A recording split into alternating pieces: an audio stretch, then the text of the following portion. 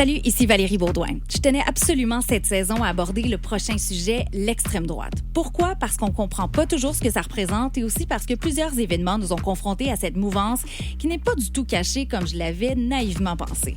La plupart d'entre nous sommes encore choqués en revoyant les images du 6 janvier 2021 où des groupes d'extrême droite ont tenté de renverser une élection en entrant de force au siège de la démocratie américaine, le Capitole. Nous avons aussi eu le retour au pouvoir d'un président qui a déjà dit qu'il y avait de bonnes personnes des deux côtés à la suite d'une manifestation de suprémacistes blancs où une jeune femme a perdu la vie. Un président qui est admiré par des membres de ses groupes. Il en a d'ailleurs libéré des centaines au jour 1 de son mandat. Est-ce que Donald Trump est un allié de l'extrême droite ou est-ce que ce sont des exagérations? You also had people that were very fine people on both sides. Proud Boys, stand back and stand by. We're going to walk down to the Capitol and we're going to cheer on our brave senators and congressmen and women. And we're probably not going to be cheering so much for some of them. I need to know from Capitol, where do they want to go back to? I know you're hurt. We had an election that was stolen from us. It was a landslide election, and everyone knows it, especially the other side. But you have to go home now. We have to have peace. We have to have law and order. We have to respect our great people in law and order. Because you'll never take back our country with weakness. Then you have to be strong.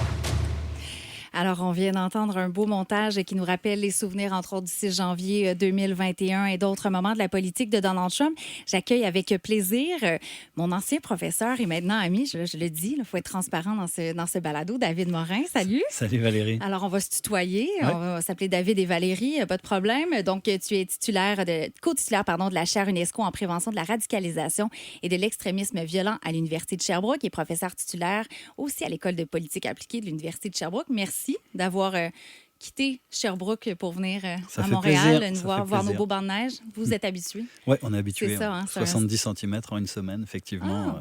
C'est normal? C'est normal. Ah, d'accord. Alors, nous, ici, on est un peu, dans la panique, mais je n'étais pas invitée pour ça. Je t'ai invitée parce que je veux parler, comme je l'ai dit, de l'extrême droite, parce que j'ai l'impression que c'est pas tout le monde qui comprend ce que c'est.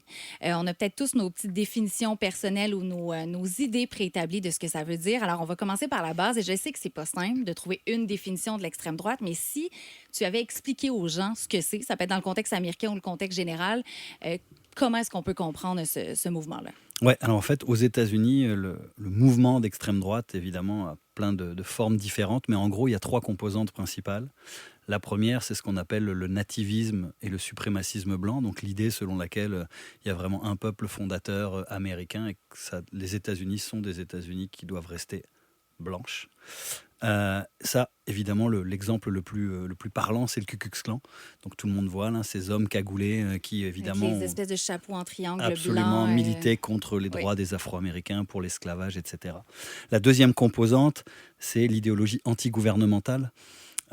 Et ça, notamment dirigé sur le gouvernement fédéral. Et puis là, on ne fera pas un cours d'histoire. D'ailleurs, ce n'est pas mon champ de spécialisation sur la réunification, la guerre Nord-Sud aux États-Unis, etc. Mais en gros, il y a quand même, dans ce mouvement-là, une très forte méfiance à l'égard de l'idéologie, du gouvernement fédéral, etc., qui se traduit notamment, évidemment, à travers tout le débat sur le second amendement. Est-ce que le fédéral va nous prendre nos armes, etc. Et donc souvent, d'ailleurs, on voit un regain de vitalité des groupes d'extrême droite aux États-Unis quand il y a des présidences démocrates, parce qu'on pense que les démocrates vont leur retirer leurs armes. Leur voler les armes. Exact, c'est toujours ce qui circule. exact. Oui. Et l'événement majeur lié à cette idéologie anti-gouvernementale, évidemment, ça a été le fameux attentat de Oklahoma City au milieu des années 90 contre un bâtiment fédéral. Et la troisième tendance, elle est plus large, elle est un peu plus complexe, c'est tout ce qui est l'identité, l'intégrisme chrétien, l'identité chrétienne, le mouvement plus ultra-conservateur qui s'est notamment traduit aux États-Unis, évidemment, par tout le mouvement anti-avortement, dont les gens ne sont pas toujours au courant qu'il a été un des mouvements à l'origine du plus grand nombre d'attentats aux États-Unis. Donc il y a vraiment eu une période où le plus grand nombre d'attentats dits terroristes émaner finalement du mouvement anti-avortement, que ce soit devant les cliniques, contre des médecins, etc., etc. Donc c'est un peu les 3 grandes composantes de ce qu'on appelle l'extrême droite et le mouvement anti-gouvernemental aux États-Unis. J'ai cette image un peu, justement, c'est pas folklorique, là, mais l'image de l'extrême droite pré-Trump, on va dire ça comme ça, c'était justement le sud des États-Unis, le KKK, des gens qui sont cachés, qui sont dans leur petite communauté, mais qui vont pas se montrer leur vrai jour en disant qu'ils sont des personnes suprémacistes blancs ou des nationalistes blancs, tout ça. Est-ce qu'il y a eu un changement dans les dernières années ou c'est moi qui est complètement naïve? Est-ce qu'ils étaient peut-être toujours là? Peut-être que là, on les voit plus, on les entend plus? Est-ce que je me trompe? Ou... Non, absolument. En fait, il y a eu deux moments importants dans l'histoire récente, on va dire, des États-Unis, là, du demi-siècle écoulé. Le premier, c'est après la guerre du Vietnam. Après la guerre du Vietnam, beaucoup de vétérans de la guerre du Vietnam sont laissés pour compte par la société américaine, reviennent. On sait qu'il y a eu beaucoup de critiques sur l'intervention américaine au Vietnam, etc. Et ça va aller garnir les rangs des milices d'extrême droite antigouvernementales. Ça va même contribuer en fait à militariser ces mouvements-là parce qu'on a des gens qui ont fait la guerre, qui ont une expérience militaire, etc. Donc là, il va y avoir vraiment un essor du white power avec en discours de fond l'idée selon laquelle il fallait recréer une nouvelle guerre raciale. Le cri de ralliement, c'était RAOA pour Racial Holy War. Et donc, ce mouvement-là a vraiment galvanisé, si tu veux, le mouvement d'extrême droite. Et le deuxième grand moment, et c'est là où je te rejoins, c'est finalement les années 2000, là où effectivement Internet arrive.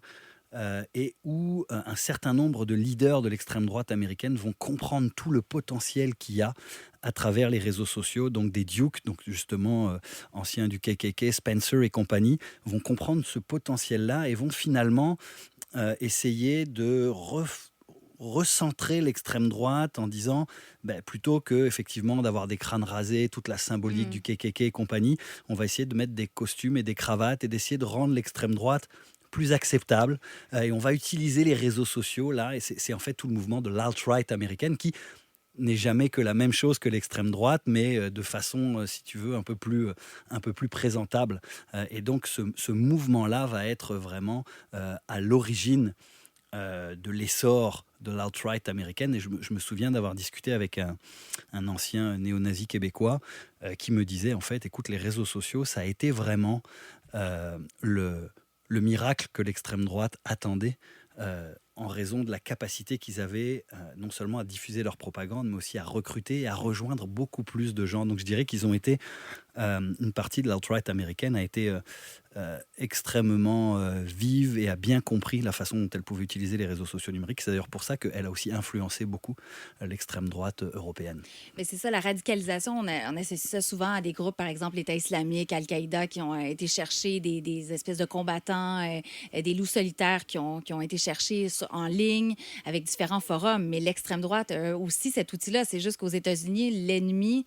c'est l'ennemi d'ailleurs. C'est l'ennemi avec les dernières années, post-11 septembre. C'est justement Al-Qaïda, État islamique, tout ça. Mais la radicalisation, ils en ont aussi. Et corrige-moi si je me trompe encore une fois, mais il y a plus d'attentats ou d'attaques de gens de l'intérieur que de l'extérieur.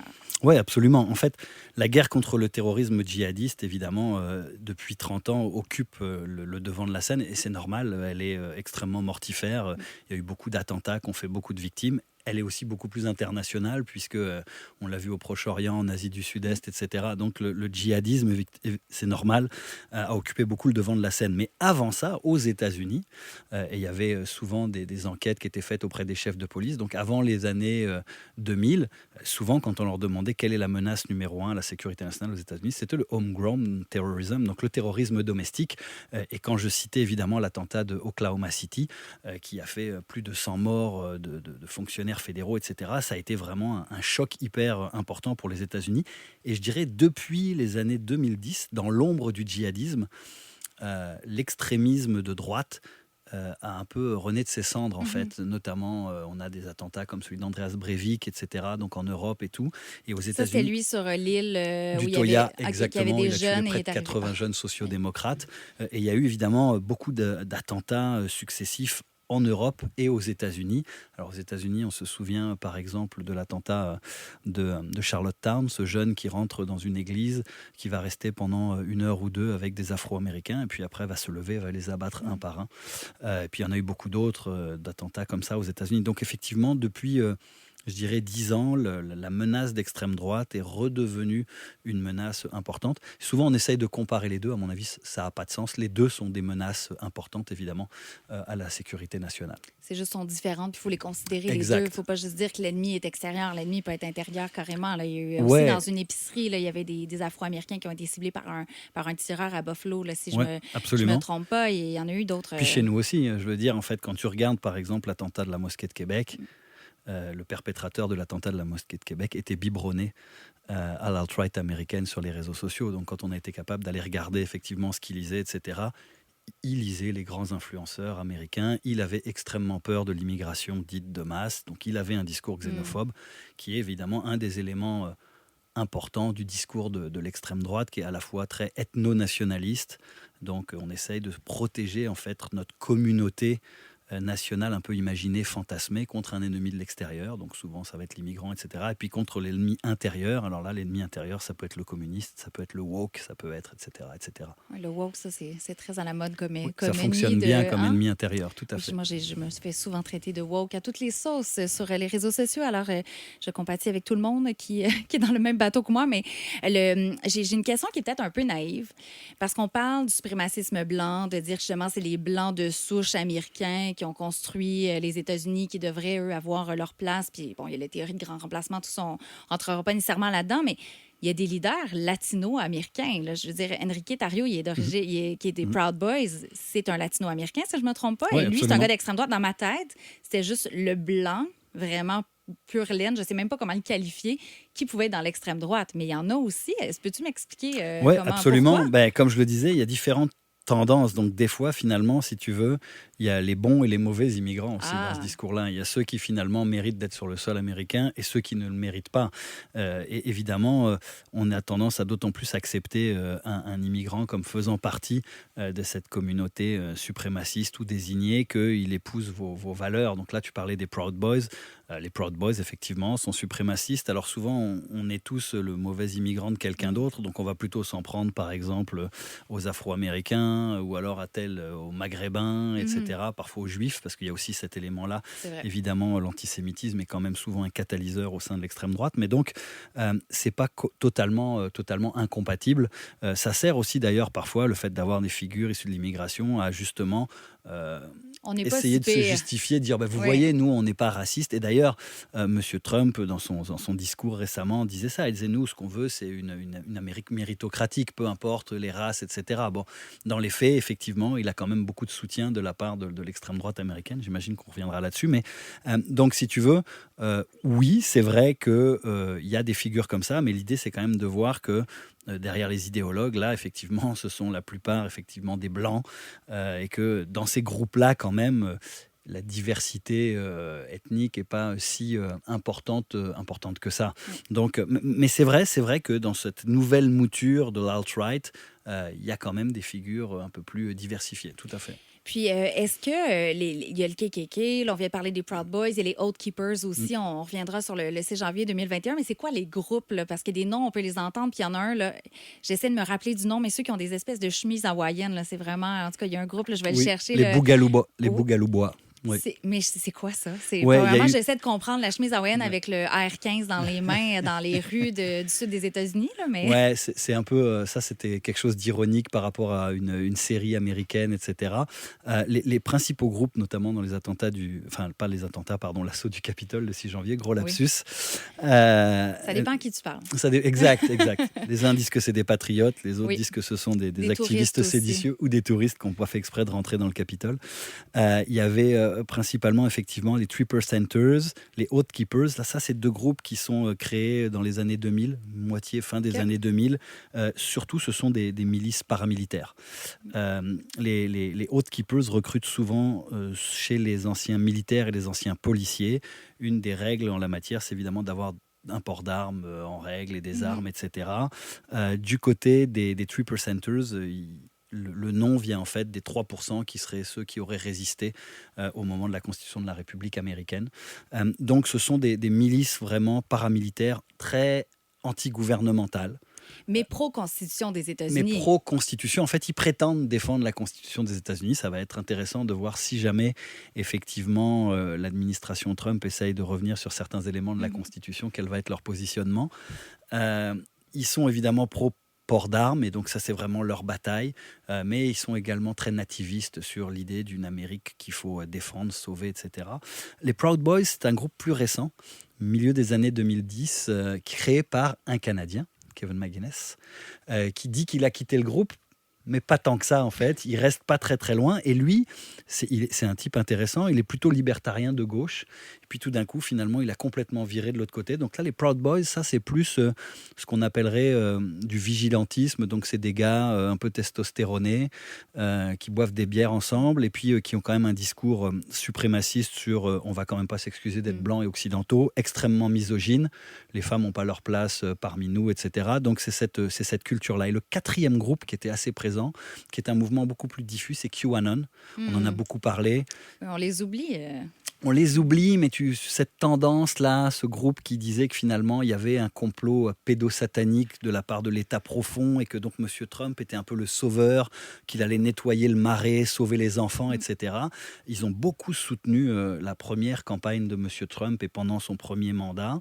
À un moment donné, il y avait beaucoup de modération du contenu de QAnon sur les grands réseaux sociaux numériques. C'était à la belle époque où on modérait encore un peu. Maintenant, c'est plus le cas. Quand la fausse information a été dénoncée. C'est ça. Et ils sont quand même revenus, eux aussi, ont une influence quand même importante en Europe et au Canada. Ceux qui pensaient là, aussi qu'il y avait un des Kennedy qui n'était pas mort. J'imagine qu'il était avec Elvis en quelque part. Puis, et ça, c'est vraiment typique. Là, il y avait à la fois... ils ont réussi cette espèce de compréhension et de l'utilisation. Si tu veux, ils disaient aux gens, écoutez, donc il y a un grand complot, moi je suis Q, je vous donne quelques drops, Q-drop, et puis à vous de découvrir finalement ce qui est en train de se passer. Il y avait beaucoup de codes. Et surtout, vous deveniez un peu, quand vous tombez dans ce mouvement-là, l'acteur des découvertes à faire et de la lutte pour essayer de sauver finalement les enfants de l'état profond, etc. Donc c'est comme un jeu de rôle. Oui, mais là, quand tu me parlais des Proud Boys, les masculinistes et tout ça, j'avais comme des petits échos de ce qu'on a déjà dit. On en a déjà discuté dans la société québécoise aussi, là, de ce côté, justement. Puis cette mouvance aux États-Unis, je la vois, le retour de la femme à la maison. Quand tu parlais des valeurs, justement, ultra-chrétiennes, ultra-religieuses, c'est ça aussi, là, c'est de dire la place de l'homme, c'est justement de défendre avec son arme, défendre son pays. Parce que cette idée-là aussi de défendre le pays de la menace de l'intérieur. Est-ce que Barack Obama, le fait d'avoir un président afro-américain, a aussi peut-être choqué ces groupes-là? Ils ont voulu agir. Est-ce que comment ils ont réagi d'avoir quand même quand t'es profondément raciste puis t'as un président noir, ça doit pas faire ton affaire. Absolument. Dans les premières années d'Obama, on a vu un regain d'activité de la part de ces groupes-là. Ils ont été très attaqués par le gouvernement fédéral après l'attentat de Oklahoma City. Donc la deuxième partie des années 90, là, il y a eu une décroissance de ces groupes-là. Et puis effectivement, en général, sous les présidences démocrates, comme je disais, ils se remobilisent parce qu'ils ont très très peur que finalement on leur reprenne des armes ou alors que les droits civiques soient finalement réduits, etc., etc. Là, effectivement, en l'occurrence, le fait d'avoir un premier président afro-américain, ça a vraiment catalysé ces groupes-là. Et ils sont repartis de plus belle. Ils ont continué aussi sous Monsieur Trump, évidemment, après, un peu encouragé par certains, finalement, je dirais, militants de M. Trump, par le président parfois lui-même. On l'a entendu au début de l'émission. Là. Donc, c'est sûr que oui, ça a galvanisé un peu ces troupes-là, mais je pense vraiment que ce qu'ils ont réussi, c'est la mue sur les réseaux sociaux numériques, et puis à avoir l'air, passer un peu vraiment de la milice armée à des gendres plus présentables, je dirais, avec un discours où finalement on a, pour une partie d'entre eux, abandonné le discours racialiste, qui était fondamentalement raciste, par un discours culturaliste. Donc plutôt que de parler de noirs, etc., on va dire plutôt, y a des cultures qui sont incompatibles. Il y a des civilisations qui sont incompatibles. Okay, donc nous, on n'est pas racistes. Mais ce qu'on vous dit, c'est que, par exemple, la civilisation occidentale n'est pas compatible avec la civilisation arabo-musulmane. Ce qui, après, justifie effectivement qu'on cible certains types d'immigration, etc. Donc c'est un peu cette transition-là qu'ils ont réussi. Ils ont aussi été plus prudents, je dirais, sur la question du recours à la violence, en employant finalement beaucoup de de double discours, de double langage. Et ça, c'est intéressant. Et puis, Internet permet de faire ça. Ils ont notamment très bien compris toute l'ironie qu'on pouvait aller chercher avec les mimes. Donc, faire des blagues, faire des posts où on voit des visages. Ils ont beaucoup récupéré Pep the Frog, le fameux Pep the Frog, et puis ils en ont fait finalement un militant d'alt-right, d'ailleurs au tel point que le créateur de Pep the Frog à un moment donné a dit écoutez, c'est insupportable, moi j'ai jamais fait ça, avec une idée ma d'encourager grenouille était plutôt sympathique et pour les enfants et vous en faites un outil de propagande. Woke, okay, c'est là, ça, arrêtez de l'utiliser. Ben oui, puis il y en a qui disent qu'ils font des blagues, mais tu vois le sous-message, là, Charlie Kirk qui est un des jeunes de la droite aux États-Unis, je sais pas si c'est de l'extrême droite, c'est toi le spécialiste dans ce, je te dirais, de ce spectre-là, là, mais je pense qu'il est plus près de l'extrême que, Absolument. mettons, du centre, qui fait des blagues en disant, ben parfait, Kamala Harris n'a pas gagné, les femmes vont revenir à leur place, puis après ça, il dit, je vous ai mené en bateau, j'ai mis cette clip-là pour que ça soit repris sur les réseaux sociaux, mais c'était une blague. Tu sais, il y a comme ce côté-là où ils pensent qu'ils jouent avec, ou ils le font peut-être, là, ils jouent avec les médias, avec les gens, mais leur fond, ça va quand même être véridique. Absolument, et les Proud Boys faisaient ça aussi. L'idée, c'est vraiment d'aller chercher aussi des débats sociétaux, et puis de se positionner toujours finalement comme un peu à contre-courant pour aller chercher des gens qui disent « Ah bah oui, finalement, il y a des éléments qui peuvent être vrais », et puis toujours de jouer dans le double langage. D'ailleurs, j'imagine que tu allais m'amener là à un moment donné, mais c'est le fameux salut nazi ou non oui, de Monsieur Musk. On peut y aller tout de suite. Alors, je vais juste remettre en contexte les gens. C'est Elon Musk qui, justement, à la fin d'un discours, puis il dit, remercie, je pense qu'il dit « I love you », je ne sais trop quoi, là, du plus profond de son cœur. Puis là, il met la main sur son cœur, le bras très droit, vraiment avec tous les éléments d'un salut nazi, là. Alors, la paume vers le bas, je ne le ferai pas en ce moment dans le studio, mais on comprend tous, on a cette image-là associée à Hitler, au mouvement nazi, et il le fait à 2 reprises. Et là, quand ça s'est sorti, c'est comme si l'Internet était divisé en 2. Je vais dire ça comme ça, là. Et la plupart, la moitié disait, mais voyons, il est en train de faire vraiment là, un salut nazi parce qu'on sait là, qu'il soutient des groupes de la droite, tout ça. Et l'autre partie disait, mais non, et tout le monde fait ça. Puis là, on m'a envoyé plein de montages de Kamala Harris qui saluait la foule, le bras droit, mais c'était pas dans le même contexte. Alors, la question qui tue, et là, je ne suis pas Guy Lepage, j'ai pas de petite musique qui va apparaître, mais est-ce que pour toi, c'était un salut nazi ce qu'Elon Musk a fait? Alors, en fait, je ne peux pas répondre de manière ferme et définitive, mais je pense que là où le débat, les éléments que le débat qu'on a vu médiatique a échappé, c'est finalement pourquoi est-ce qu'on pose cette question-là pour Elon Musk et qu'on ne le pose pas pour les autres? Parce que dans le cas d'Elon Musk, il y a un contexte. Mm-hmm. Monsieur Musk, je parlais de Pep the Frog tout à l'heure, avait déjà beaucoup relayé des mèmes avec Pep the Frog avant. Monsieur Musk a évidemment soutenu ouvertement des partis d'extrême droite européens. Il a rencontré la chef de l'AfD en Allemagne qui, alors n'est pas officiellement un parti évidemment nazi parce qu'en Allemagne c'est interdit, mais clairement un parti d'extrême droite avec quand même des soutiens de l'extrême droite la plus radicale en Allemagne. Il a soutenu le candidat d'extrême droite anglais. Il a également à plusieurs reprises quand même salué Giorgia Meloni, etc., qui, la leader italienne, a effectivement évolué un peu depuis que c'est la bosse et qu'elle a été élue, mais qui a quand même dans sa jeunesse flirté avec les jeunesses néofascistes. Donc ça, plus le fait que, alors là, pour le coup, les groupes les plus radicaux aux États-Unis, que ce soit l'alt-right, les néo-nazis, etc., ont tous salué le geste de Musk en disant « Oui, ceci est un salut nazi et nous, on félicite, etc. » Donc, en fait, on n'est pas dans sa tête. On n'est pas dans sa tête. On peut penser que c'était... On peut penser que c'est ça, mais surtout, je pense que le reste, c'est tout le reste de l'environnement qui montre que M. Musk s'est beaucoup droitisé au cours des dernières années et que d'un tech bro un peu libertarien qui nous semblait finalement surtout l'électrique, les voitures progressiste, électriques, ça, etc., il est aujourd'hui sur une quête beaucoup plus civilisationnelle, ou en tout cas lui il l'estime comme ça, et où il faut qu'il sauve finalement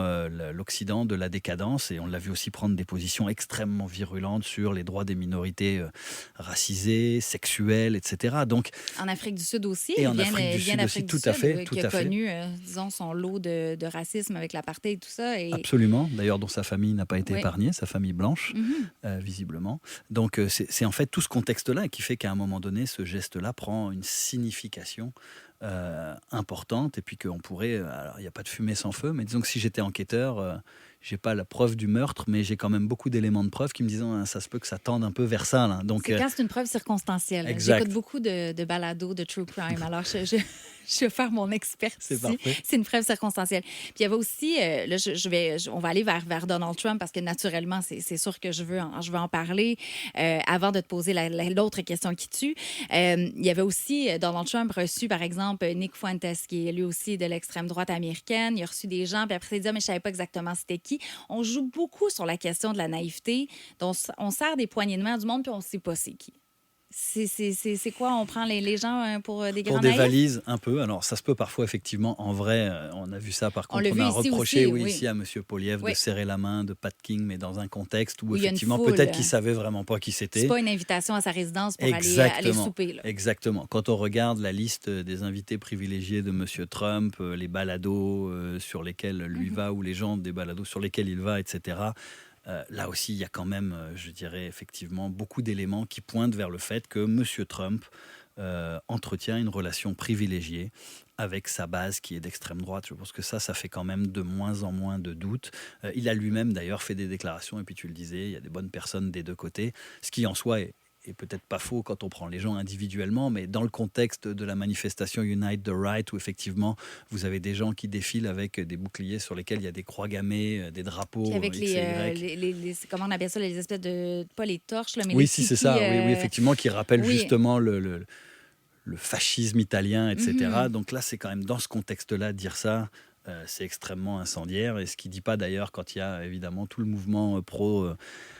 droit des Afro-Américains, etc. Il est beaucoup moins mesuré, je dirais, quand il y en a un qui met son genou à terre dans le contexte de la NHL, etc. Ça fâche beaucoup. Donc, je pense que pour ça, clairement, on voit qu'il y a un lien entre les deux. Je dirais surtout dans le contexte de M. Trump, c'est le discours quand il déclare que l'immigration va empoisonner le sang de l'Amérique, etc. Là, son discours est quand même clairement lié à l'extrême droite, au moins sur ce sujet-là.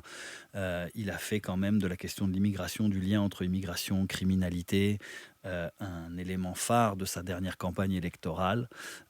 Il a actuellement des politiques qui sont extrêmement dures à l'endroit de l'immigration. Donc sur cet aspect-là, il me semble que il y a assez peu de doute qu'on pourrait associer ça au moins à un discours d'extrême droite, puisque c'est un des piliers. Ensuite, sur la question de l'Amérique décadente, de l'ennemi intérieur, ici le wokisme, où on revient sur quand même les libertés contre les médias. L'opposition systématique, alors ça, c'est pas une spécificité de l'extrême droite, mais on le voit quand même beaucoup depuis une décennie entre le peuple et les élites. Il y a du populisme de gauche aussi, hein. Mais là, effectivement, où on joue vraiment la question de l'État profond, de la corruption, etc., ça, c'est un discours qui est très commun au groupe d'extrême droite à l'heure actuelle, à travers l'espace occidental.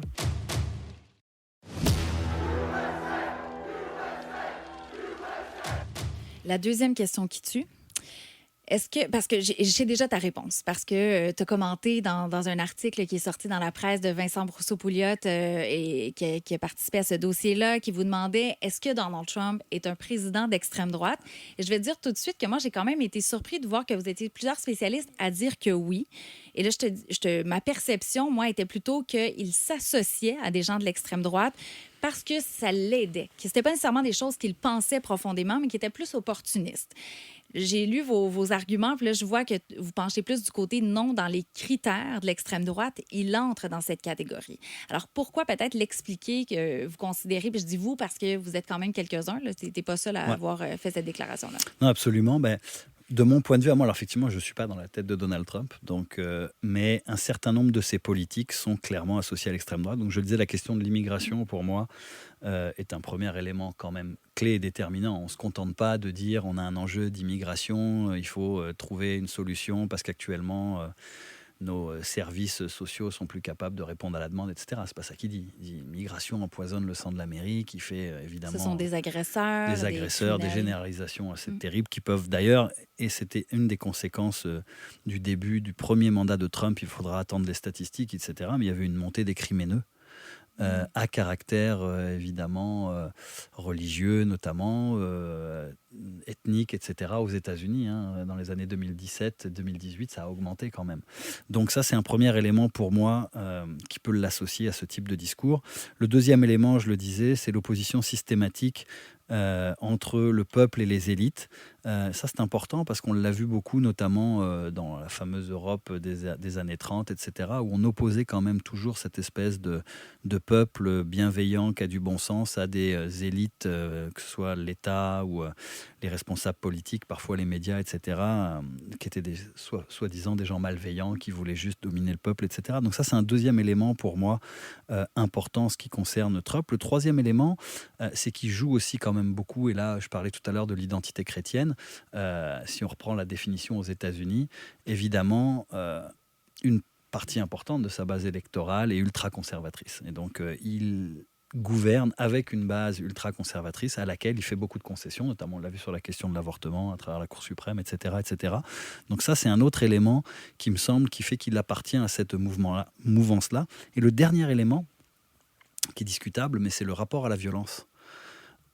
Beaucoup des leaders actuels gardent vraiment une distance vis-à-vis de la violence et ont un discours qui est plutôt quand même pro-démocratie, en disant on va améliorer la démocratie. Chez M. Trump, c'est ambivalent. C'est-à-dire qu'il assume le fait que si la démocratie ne fait pas ses affaires, il faut peut-être changer la démocratie. Et quand il dit, écoutez, si je gagne les élections, c'est que le système démocratique fonctionne. Si je les perds, c'est que les adversaires ont triché. Et si je les perds, écoutez, je ne reconnais pas la transition pacifique du pouvoir aux États-Unis, ce qui était quand même sans précédent dans l'ère moderne des États-Unis. Je ne dis pas vraiment à mes partisans d'attaquer l'assaut du Capitole, mais je leur dis qu'il va falloir vraiment résister avec force. Ok, d'accord. On l'a entendu d'ailleurs dans l'introduction. Et on l'a entendu dans l'introduction. Donc tous ces éléments-là me font dire qu'on a quand même un président Trump qui, dans ce second mandat-là, est en train de glisser. Et puis là, actuellement, on le voit quand même avec la purge de la fonction publique. On le voit avec le fait qu'il prend une posture vraiment à l'encontre plutôt des tribunaux. Donc le troisième pouvoir, qui est la justice, qui doit demeurer indépendante en tout temps. On remet en question la justice. On vire tous les procureurs qui nous avaient poursuivis, etc. Donc pour moi, il y a quand même ici quelque chose qui ressemble à un glissement très à droite de M. Trump. Et j'irai plus loin peut-être à un glissement aussi autoritaire dans sa façon de gouverner. Et donc je sais que ça ne va pas plaire à tout le monde de dire ça, mais je pense qu'il y a quand même un point de vigilance majeur là, qu'il faut avoir. Et quand je dis ça, ça ne veut pas dire qu'il y a des éléments que M. Trump adresse qui ne sont pas pertinents. Ça ne veut pas dire que M. Trump ne dit que des bêtises, que certains éléments de la société américaine qui ne fonctionnent pas peuvent être adressés, etc. Donc je veux dire... C'est pas tout blanc ou tout noir, mais je pense que les personnes qui s'aveuglent sur ce qui est en train de se passer aux États-Unis, à mon avis, devraient eux aussi se préoccuper d'un certain nombre de tendances et de glissements. Et d'ailleurs, c'est intéressant parce qu'on voit ici, dans nos écosystèmes, nous plus radicaux, une division nouvelle sur la question de M. Trump, notamment dans l'espace, je dirais plutôt de la droite anti-gouvernementale au Québec et au Canada. Il y a des gens qui finalement... sont pro-Trump et vont jusqu'au bout avec Trump. Et puis là, il commence à y avoir une scission avec un certain nombre d'influenceurs qui attendaient. Si vous avez dit du gouvernement de Trudeau pendant la pandémie qu'il était dictatorial, regardez ce qui est en train de se passer aux États-Unis là. Vous n'êtes pas cohérent. Puis le 51e État, est-ce que ça change quelque chose pour ces groupes-là aussi? Parce que tu es en train d'attaquer ton nationalisme à toi aussi canadien. Ça a divisé une partie de cet écosystème-là, Okay, a dit c'est super, on va être annexé. Finalement, on préfère être dans un des États-Unis riches qu'un Canada pauvre, en faisant semblant évidemment que, on le sait, aux États-Unis, tout le monde est riche, surtout quand tu es malade. Les soins de santé, exactement. Les femmes ont des congés de maternité. L'école, l'éducation coûte passablement cher. L'université, ça coûte cher qu'aller à l'UQAM. Absolument. Donc ça a divisé ici aussi. Mm-hmm. Ça a divisé aussi. Et c'est ça qu'on voit. Donc je pense qu'en tant qu'analyste, on doit faire abstraction, peu importe l'idée d'essayer est-ce que cette idéologie est bonne ou mauvaise, etc. Ça, c'est un jugement qui est normatif. Ce que nous, on essaye de faire en tant qu'analyste, et puis c'est ce qu'on essayait de décrypter dans le dossier de la presse. Et d'ailleurs, le journaliste a quand même interviewé beaucoup de monde, il a fait un effort pour essayer. Il a pas non plus gommé les oppositions entre les analystes. on essaye de se donner des critères et puis d'observer, est-ce que finalement ça correspond aux critères? Oui, non, écoutez, voilà, mais c'est parce que le problème, c'est qu'être taxé d'extrême droite, c'est terrible. Donc les gens qui finalement, si le chapeau de fée met-le, les gens ne veulent pas qu'on utilise ces étiquettes-là. Mais lis la définition, puis si finalement les actions correspondent à la définition... Oui. Quand tu coches toutes les petites cases, ça se peut que tu sois dans cette catégorie-là. Puis d'ailleurs, Mathieu Bock-Côté a réagi au papier de Vincent Brousseau-Pouliot. Il disait qu'il ne se rappelait pas de son nom, mais ça, j'en doute. Il a comparé ça à des travaux de secondaire 4 qu'on fait passer pour des articles. Puis là, il disait que vous n'étiez pas des experts. Lui était meilleur golfeur. Je ne sais pas trop c'est quoi l'espèce d'amalgame qu'il a fait. Mais c'est-tu parce que quand tu parles d'extrême droite, justement, les gens de la droite, puis je ne suis pas en train de dire que Mathieu Bock-Côté est de l'extrême droite ou autre, je ne fais pas de qualitatif, mais des gens qui sont à droite n'aiment pas ça parce qu'ils disent que vous jouez sur la peur, que j'essaie de comprendre pourquoi ça dérange tant que ça de donner une définition à l'extrême droite puis que ça amène des propos, comme je viens de te dire, des réactions. Puis ça, c'est une réaction parmi j'imagine qu'il y en a eu des milliers, là, et je suis quand même généreuse. Alors, l'accusation en fausse expertise venant de Mathieu Bock-Côté peut évidemment faire sourire. Pour un sociologue qui ne donne aucune statistique, qui depuis longtemps a abandonné le domaine de l'analyse politique pour n'être autre chose finalement qu'un militant d'une idéologie, ça en fait pas une mauvaise personne. Ça en fait juste quelqu'un qui fait passer ses idéologies pour de l'analyse politique, ce qui, selon moi, est en soi problématique. Mais ça, c'est simplement... C'est l'ironie C'est l'ironie de la chose. Le deuxième élément, évidemment, à l'heure actuelle, l'idée de l'extrême droite, c'est précisément de dire qu'elle n'appartient pas à l'extrême droite. L'idée des complotistes, c'est de dire qu'ils ne sont pas complotistes. Et l'idée des gens, même, je te dirais, d'extrême gauche, c'est de dire, non, nous, on fait partie de la gauche, tout simplement. Donc, personne veut se voir accoler. Les extrêmes, ça paraît pas bien. Absolument, tu veux pas te faire accoler une étiquette. Et donc, il n'y a jamais personne d'extrême droite, sauf évidemment les gens les plus virulents, qui ont dit tout à fait, je suis d'extrême droite. Tout à fait, je suis néo-nazi. Même aujourd'hui, les néo-nazis essayent d'être un peu prudents sur cette question. Alors, je ne fais pas de lien là qui serait abusif entre les deux éléments. Mais donc, M. Bock-Côté, en l'occurrence, a toujours dit, mais non, il n'y a pas d'extrême droite au Québec. L'extrême droite, c'est une catégorie qui n'existe pas. Et quand il dit ça, évidemment, là, il défie tous les analystes les plus sérieux. Est-ce qu'il y a de l'extrême droite ici au Québec, au Canada? Absolument. Au moment même où on se parle, il y a des individus québécois qui sont devant les tribunaux pour propagande haineuse, en lien soit avec la xénophobie, l'antisémitisme, etc., qui peuvent être très bien associés à des idées d'extrême droite. Je rappelle qu'on a un petit parti politique dont je ne donnerai pas le nom, qui a été empêché de se présenter en 2022 aux dernières élections, qui est ouvertement d'extrême droite, voire néo-nazi, qui véhicule des théories antisémites à longueur de journée. Je rappelle qu'on a une scène métal nationale socialiste ici au Québec, à Montréal, et d'ailleurs 1 ou 2 groupes ont été empêchés lors du dernier festival de se présenter. Je rappelle qu'on a des groupes qu'on appelle les Active Clubs, qui sont des individus, là aussi je ne dirais pas lesquels, mais avec des individus néo-nazis à l'intérieur, ici, à Montréal. Je rappelle évidemment qu'une partie de la propagande des réseaux en ligne, etc., se produit, et le contenu est produit au Québec ou au Canada. Je rappelle aussi qu'on a des individus qui ont commis des actes terroristes ici, donc que ce soit M. Bissonnette, que ce soit à London, en Ontario, que des individus ici font partie de groupes américains et sont actuellement en prison pour avoir été dans des groupes américains accélérationnistes comme The Base ou Atomwaffendivision. C'est quoi des groupes accélérationnistes? Ça, c'est des groupes extrémistes violents de droite qui, en fait, souhaitent accélérer l'effondrement du système pour provoquer une nouvelle guerre qui sera une guerre raciale. C'est ça, d'avoir cette deuxième guerre civile qui va faire finalement refaire comme ce qu'on a déjà vécu, diviser les États-Unis ou peut-être le continent nord-américain au complet. Là, de ce qu'on comprend, ces gens-là sont associés à des gens ici. Et ce groupe-là a tenu en 2019 un camp de la haine à Saint-Ferdinand ici. Il y a 2 individus actuellement qui sont devant les tribunaux. Donc, dire que l'extrême droite n'existe pas, puis là, évidemment, alors là, on va me dire, oui, mais ça, c'est marginal, l'extrême droite violente, etc. C'est vrai, au Québec, c'est vrai. Et puis l'idée est pas tellement de dire que c'est une catastrophe et que le Québec croule sous l'extrême droite. Qu'une personne sur 2 est de l'extrême droite. Là, absolument, c'est pas du tout ça.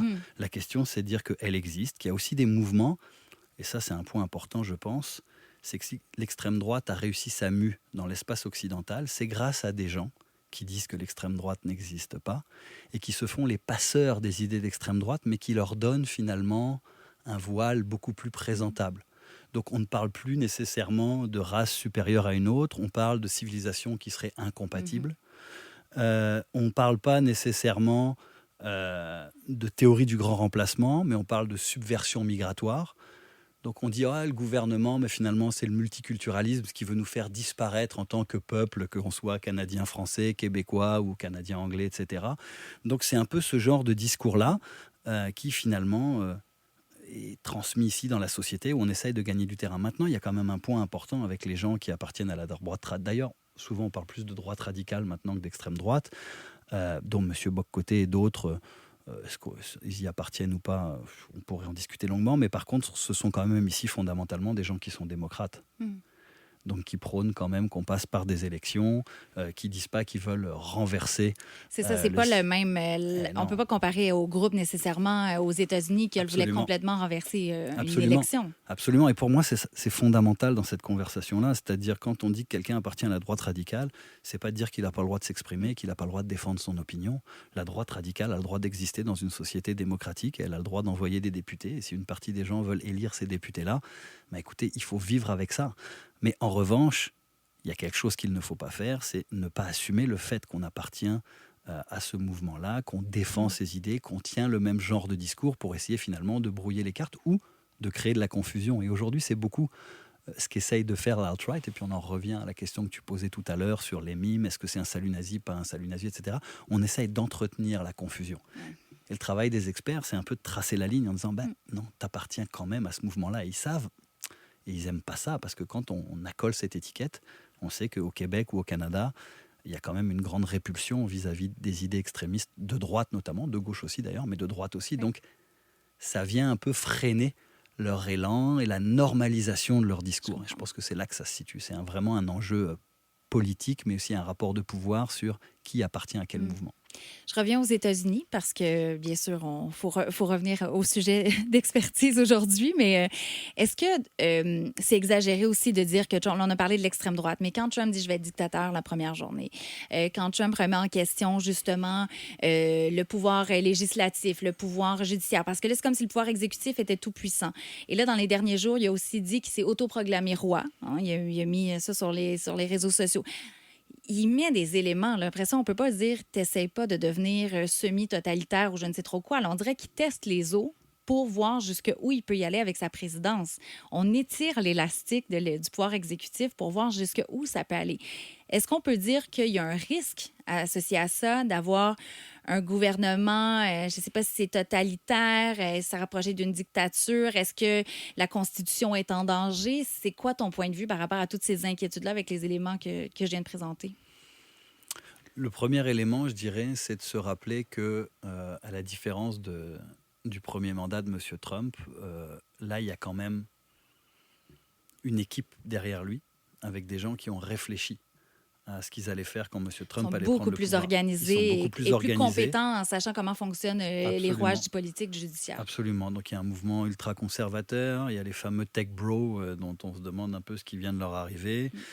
Il y a aussi, évidemment, des gens plus à droite encore, il y a les mouvements religieux, etc. Donc, M. Trump, dans une certaine mesure, exécute en partie un plan.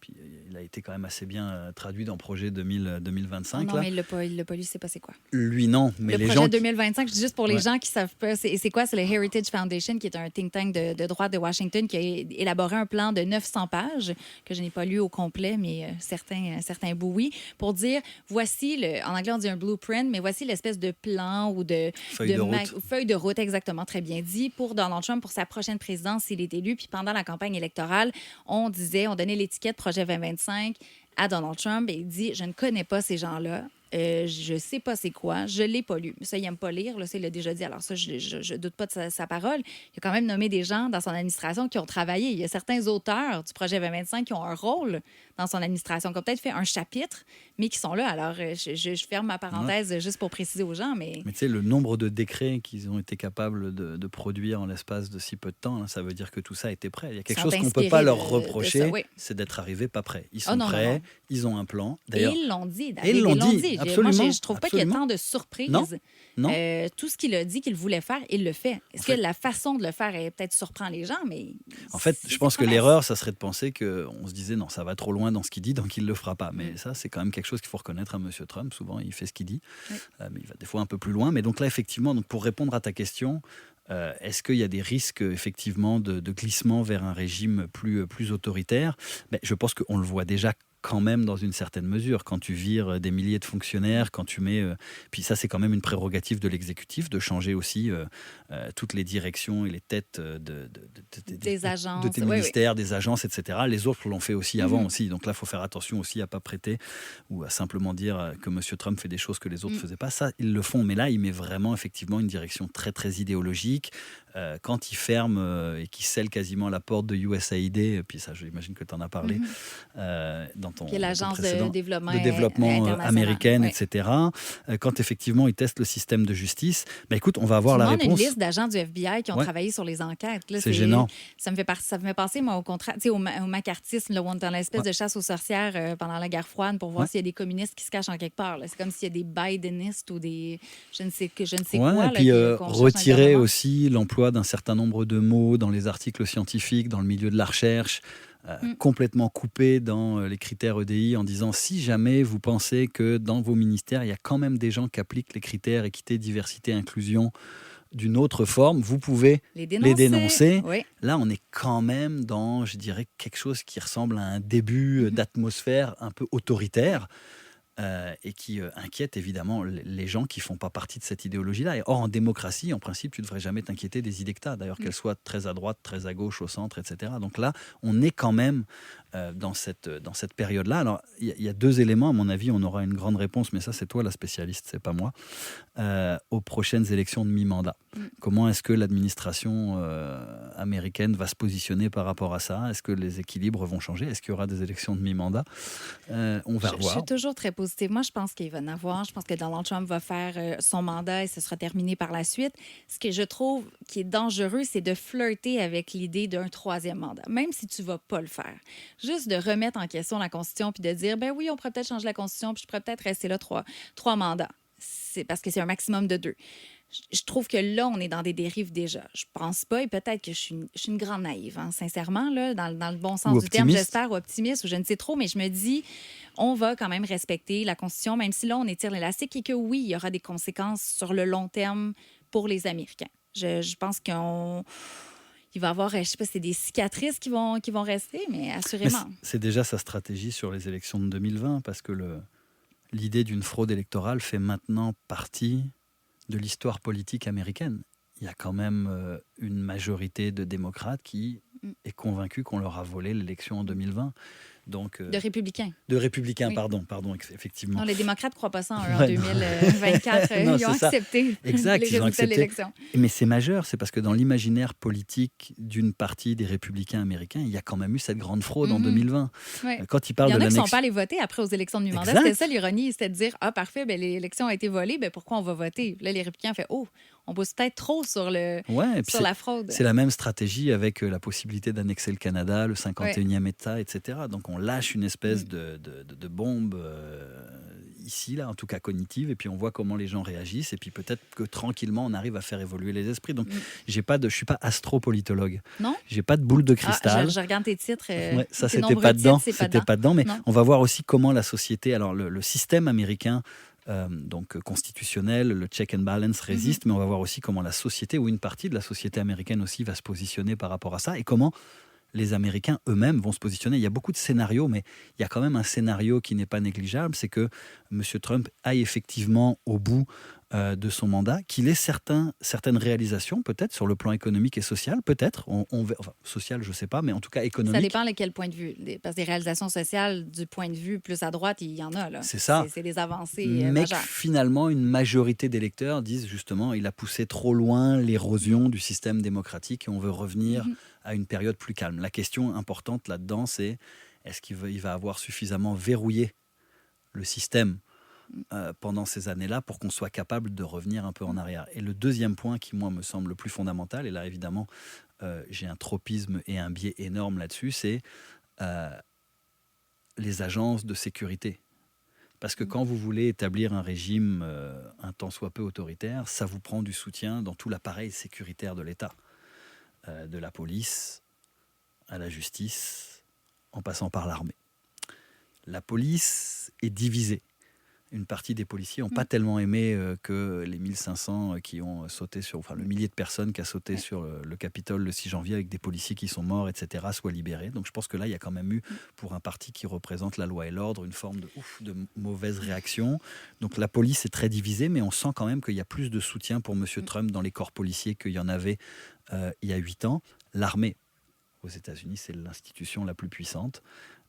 Comment va se positionner l'armée? On se souvient comment le chef d'état-major de l'armée américaine avait tensé M. Trump en disant nous les militaires on prête serment à la Constitution américaine, pas à un tyran ou à un c'est pour dictateur. ça qu'on veut aussi avoir des comités pour justement que les généraux, là, je reprends l'expression woke, et pour expliquer ça, là, mais qu'il y en a qui peuvent peut-être quitter leur poste, là, qu'il y a une façon de faire un ménage aussi dans l'armée. C'est l'objectif. Oui. C'est l'objectif, mais une partie, c'est sûr, des services de renseignement, etc., la CIA, le FBI, etc., ont évidemment pas M. Trump à cœur. Et je pense que c'est pour ça aussi qu'il essaye d'éroder les pouvoirs du fédéral pour le redonner d'abord aux États et au niveau local. C'est parce qu'en faisant ça, finalement, c'est pas tellement qu'il contrôle l'armée, c'est qu'il lui enlève, ou en tout cas le fédéral, c'est qu'il enlève à ces agences-là des moyens de nuire ou finalement de faire obstruction à ses décisions politiques, etc., etc. Donc ça, il va falloir le regarder parce que, à mon avis, c'est là que ça va se jouer. Non, j'allais dire, désolé pour les gens qui sont déjà dans un climat anxiogène